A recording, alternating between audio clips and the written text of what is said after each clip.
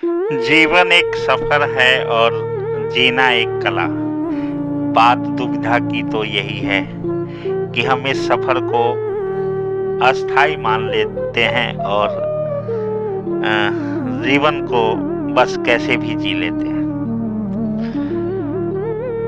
अक्सर तुम सब चिंतित होते हो मोक्ष के लिए, लेकिन मोक्ष प्राप्त कैसे करना है, निर्वाण को प्राप्त कैसे होना है, इसकी दिशा और राहें अक्सर हमने गलत चुन ली है। परमात्मा के अपने कुछ नियम और कानून हैं, और एक बात याद रखना कि यह तुम्हारे संवैधानिक कानूनों से भिन्न है। यहाँ कोई वकील नहीं है जो तुम्हारे हिस्से की बहस करे जाकर और तुम्हें मोक्ष दिला दे परमात्मा से। वैसे तो वकील होने के दावे किए भी हैं लोगों ने, और तुमने अपने आसपास वकीलों को नियुक्त किया भी है।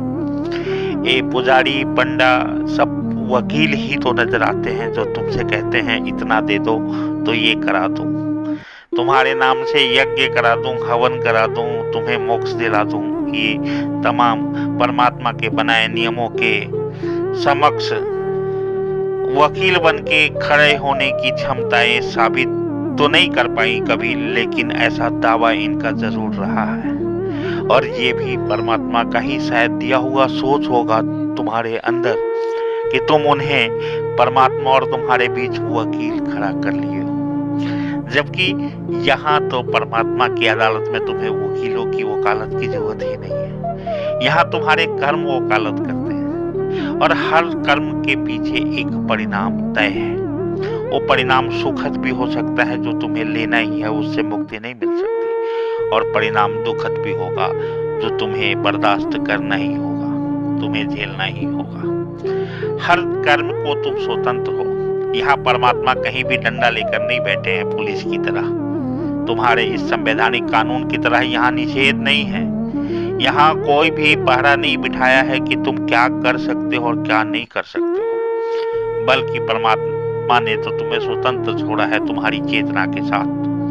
तुम अच्छे से अच्छे कर्म करके हल्के हो सकते हो, ऊपर उठ सकते हो, और तुम बुरे से बुरे कर्म करके भारी हो सकते हो, नीचे जा सकते हो। लेकिन जो तुमने अच्छा कर्म किया है उसके पीछे जो निहित परिणाम अच्छे हैं, जो तुम्हें सुख की प्राप्ति है, उससे भी तुम टाल नहीं सकते, उसे भी तुम्हें प्राप्त करना ही होगा। और जो तुमने बुरे कर्म किए हैं उसके पीछे का जो परिणाम होगा, दुख दर्द, तुम्हें झेलना ही होगा। स्वर्ग भी तुम खुद को रोक नहीं सकते, तुम्हें प्राप्त होगा अगर तुम्हारे कर्म ऐसे रहे हैं, और नरक से भी तुम्हारी कोई रक्षा नहीं कर सकता अगर तुम्हारे कर्म ऐसे रहे हैं। लेकिन स्वर्ग और नरक के अलावा भी एक स्थिति बनती है, वो है मोक्ष की, वो है निर्वाण के लिए। मोक्ष और निर्वाण की स्थिति के लिए तुम उपलब्ध तब होते हो जब तुमने ना अच्छा किया है ना बुरा किया है, पूर्णतः खाली रहे हो, पूर्णतः शून्य रहा है तुम्हारा।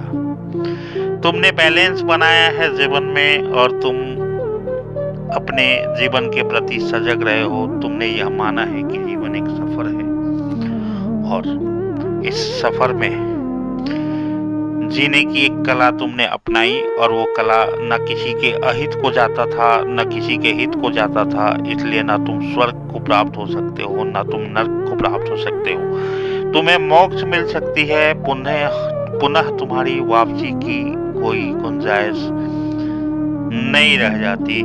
और इसी मोक्ष को प्राप्त करने के लिए बेचैनी तो हम सब में है, लेकिन हम सब उसके जो वास्तविक राह है, अपनी चेतना को पहचानना, अपने ध्यान में जाना, किसी भी कार्यों को होश पूर्वक करना, और होश में ही सभी कार्यों को संपन्न करना। तुम गुनगुनाओ तो होश में, तुम खाओ तो होश में, तुम उठो तो होश में, तुम बैठो तो होश में। तुम बुरे से बुरे कर्म अगर होश में करने लग जाओगे तो निश्चित ही बुरे कर्म कर ही नहीं पाओगे, क्योंकि तुम्हारी होश, तुम्हारा ध्यान तुम्हें मदहोश नहीं होने देगा, तुम्हें बेहोश नहीं होने देगा। यह तय है कि नजरें खुले हुए रहे तब भी कोई बेहोश हो सकता है, क्योंकि उसकी चेतना बेहोश है। और जितने बुरे कर्म होते हैं इंसानों द्वारा, अक्सर बेहोशी के आलम में होते हैं, मदहोशी के आलम में होते हैं, जो ध्यान में नहीं रहता